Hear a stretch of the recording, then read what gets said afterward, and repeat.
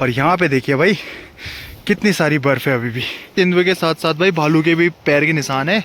तो ये देखिए भाई कितने बड़े बड़े निशान है यहाँ पे। तो जी फाइनली हमारी आग भी जल चुकी है। जो ये पूरी पहाड़ी है इसको सोने का महल भी कहा जाता है। इसको तोड़ लिया है और टेस्ट करके देखते हैं भाई। बहुत ही ज़्यादा खट्टा होता है ये, और ये ज़्यादातर नदी के किनारे ही होते हैं।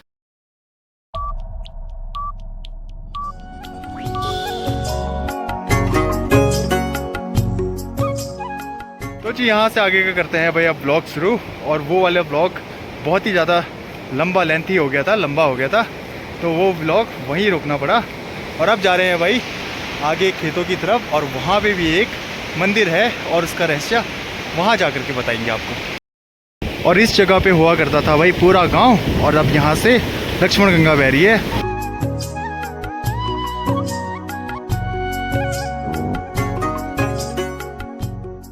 और दोस्तों जब पहले ही उस तरफ गांव हुआ करता था तो लक्ष्मण गंगा यहाँ से कोने कोने से बहा करती थी।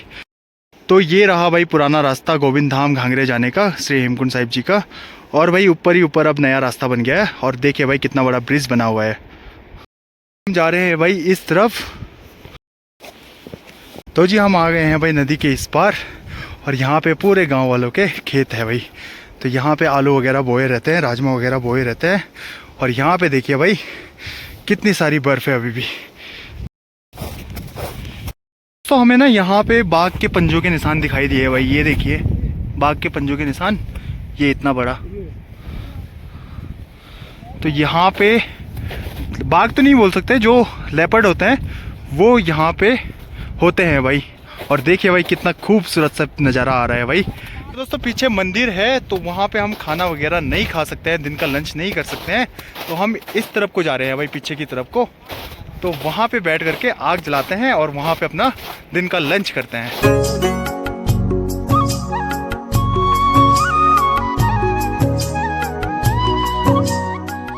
और दोस्तों यहाँ पे कौन सा मंदिर है, क्यों हम इसको यहाँ पे मानते हैं, खाना खाने के बाद आपको बताते हैं। वो स्टोरी बताएगा भाई रुपेश भाई और सौरभ भाई, दोनों के दोनों वो स्टोरी बताएंगे कि हम यहाँ पे क्यों इतना मानते हैं। जो ये पूरी पहाड़ी है इसको सोने का महल भी कहा जाता है भाई। अगर धरती पे कहीं स्वर्ग देखने को मिलता है तो वो यही है भाई। तो देखिए भाई खूबसूरत बर्फीले पहाड़ों से घिरा ये जगह हमारी गुरु की नगरी है, देवताओं के गुरु की नगरी। तो जी जो ये जगह है वो देवी देवताओं के गुरु की नगरी है। जगह है भाई स्नो बर्फ, और यहाँ पे सूखा सूखा है। तो यहाँ पे बैठ करके हम लंच करते हैं भाई। तो पहले आग जला लेते हैं यहाँ पे। यहाँ पे आग जलाने के लिए भाई लकड़ी उठा रहे हैं।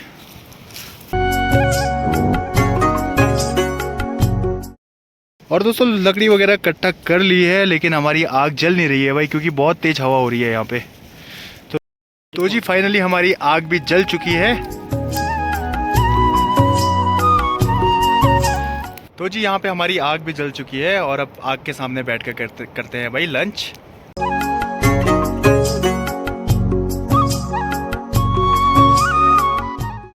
तो जी यहाँ पे लंच करके मज़ा आ गया भाई। आग के सामने बैठे हुए थे और चारों तरफ व्यूज़ को एंजॉय कर रहे थे भाई। तो देखिए कितना प्यारा प्यारा सा व्यू है। और दोस्तों यहाँ पे जो स्टोरी है, जो कथा है, और क्यों यहाँ पे मान्यता है, तो भाई बताना चाहेंगे कि यहाँ पे हमारा कौन सा देवी देवताओं का मंदिर है। जी यहाँ पर ऐसा है कि यहाँ पर हम इसको तो एक तपस्थली स्थान है वहाँ पर, और वहाँ पर कहते हैं कि जो सभी देवी देवता ये भगवान के गुरु होते हैं, क्योंकि हर किसी का एक गुरु होता ही है।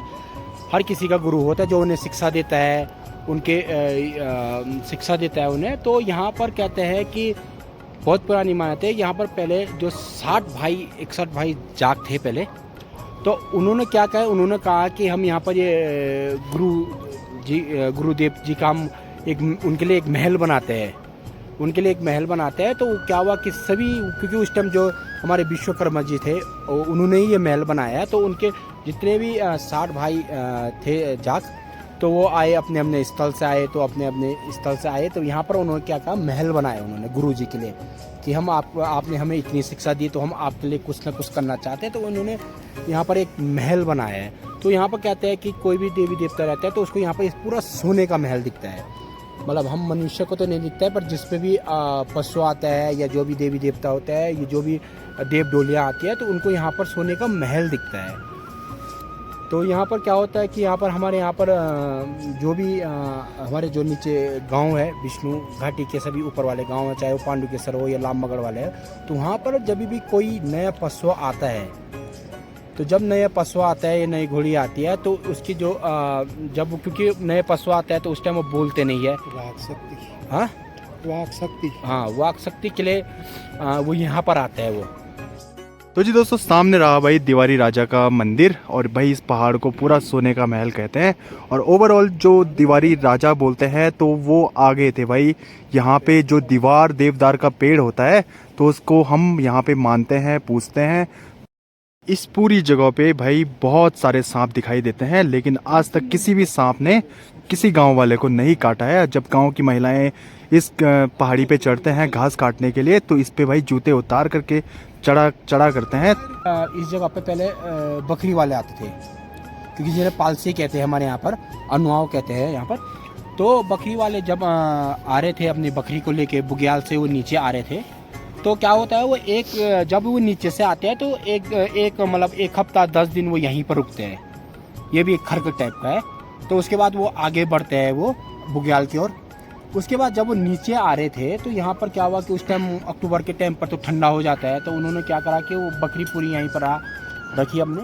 और उसके बाद जो वहाँ पर पालसी थे, तो उन्होंने क्या कहा कि वहाँ पर उनको जंगल के बीच में इतनी बड़ी बड़ी मुनी, मतलब एक लकड़ी दिखी इतनी बड़ी बड़ी देवदार की। तो उन्हें वो पता नहीं था कि उस टाइम की ये इनमें वो है देवारी गुरु जी है वो। तो उन्होंने क्या करा कि उनको नीचे लाए और जलाया उन्हें पता नहीं था। तो कहा करते हैं कि जब वो सुबह उठे तो उनकी पूरी बकरी मर चुकी थी, क्योंकि उनको शराब लगा। तब उनको उस टाइम ऐसा हुआ कि उनको उनमें कोई तो काफ़ी वो रहते हैं, देव भक्ति रहते हैं। तो उनमें से किसी ने बताया कि भाई कि तुमने ये नहीं करना चाहिए था, क्योंकि ये तो देवारी मुनि जिसे कहते हैं हम, वही है वो मुनि को नहीं जलाना चाहिए था तुमने।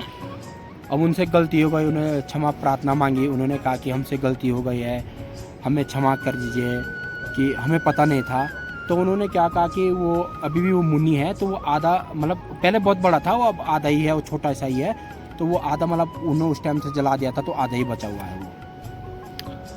तो भाई रुपेश भाई ने बताया यहाँ पे जो भी स्टोरी रही होगी, जो भी इतिहास होगा, तो भाई ऊपर पहाड़ों पे लगने लगी है बर्फ़, और मैं भी अभी थोड़ी देर में यहाँ पे भी स्नोफॉल हो जाएगी। तो जी यहाँ पे हमने आग जलाई थी और बर्फ़ से भाई बुझा भी दिया, क्योंकि भाई आजकल क्या होता है कि सब जगह सूखा सूखा है, तो आग लगने का डर होता है भाई। तो यहाँ पे बर्फ़ डाल करके आग को पूरी तरीके से बुझा दिया है।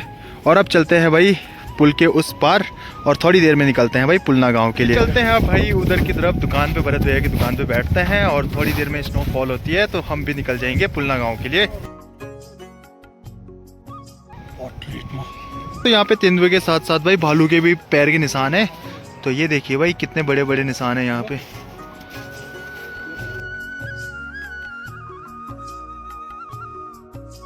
कुछ ऐसी प्यारी सी जगह है यहाँ पे।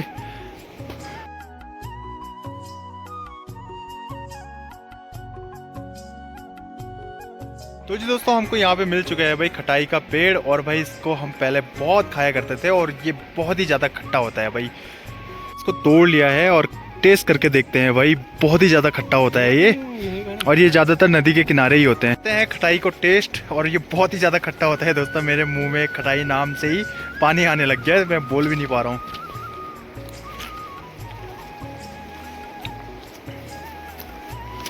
भाई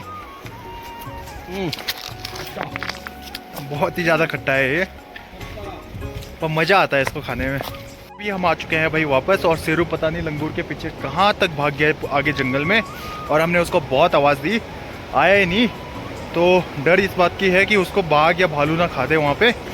तो थोड़ी देर आगे भरत भैया की दुकान पे बैठ करके वेट करते हैं कब तक आता है। और ये और शेरू दोनों साथ में भागे थे, ये तो वापस आ गया लेकिन शेरू नहीं आया। तो वहाँ पे बैठ के थोड़ी देर वेट करते हैं शेरू का। तो जी हम आ चुके हैं भाई वहाँ से, और यहाँ पे भरत भैया भी अभी लकड़ी वगैरह को चले गए हैं। तो यहाँ पे दरवाज़ा बंद है, तो ये लोग भी यहाँ पे आराम कर रहे हैं। तो जी हम भी चलते हैं अब वापस पुलना गांव के लिए, क्योंकि भाई बर्फ़ लगने में अभी काफ़ी टाइम बाकी है, क्योंकि अभी पहाड़ियों पे ही अभी स्नोफॉल हो रही है अभी।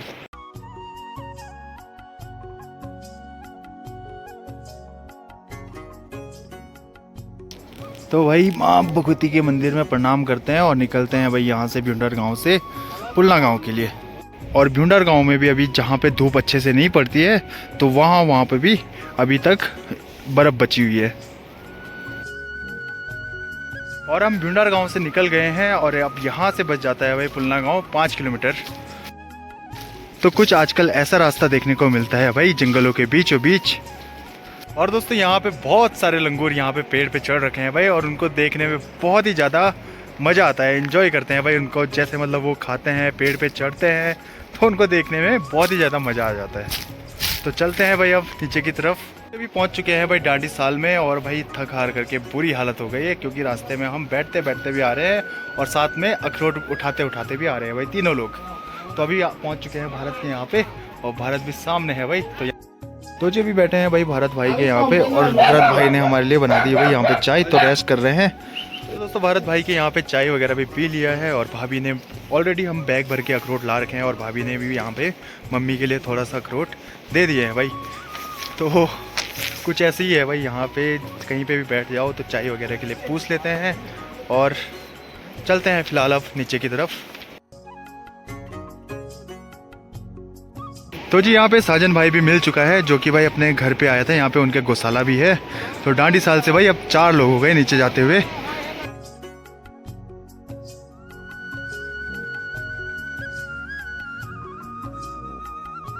और दोस्तों हमारे साथ शेरू तो गया तो था, लेकिन आया नहीं भाई वापस, क्योंकि वो जंगल की तरफ भाग गया था।